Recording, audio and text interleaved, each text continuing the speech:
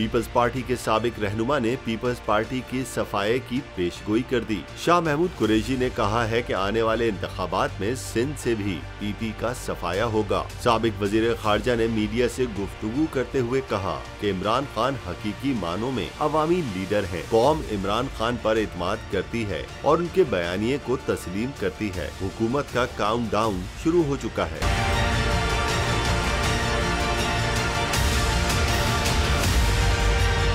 शाह महमूद कुरैशी ने कहा कि पीडीएम इख्तितामिया की तरफ चल पड़ी है। हकीकी आज़ादी दिलाने के लिए इमरान खान की क़यादत में सफर शुरू हो चुका है। कौम तैयारी करे, जल्द नए इलेक्शन का ऐलान होगा। पीटीआई रहनुमा ने कहा कि पंजाब में पीपल्स पार्टी खत्म हो चुकी है। पीपल्स पार्टी अंदरूने सिंध के कुछ इलाकों तक महदूद हो चुकी है। आने वाले जनरल इंतखाबात में सिंध से भी पीपी का सफाया होगा।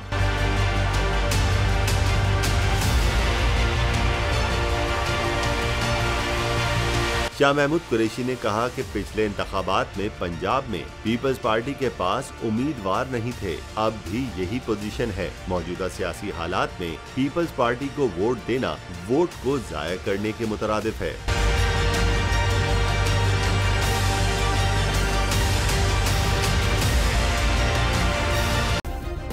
सब्सक्राइब करें और बेल दबाएं ताकि कोई खबर रह न जाए।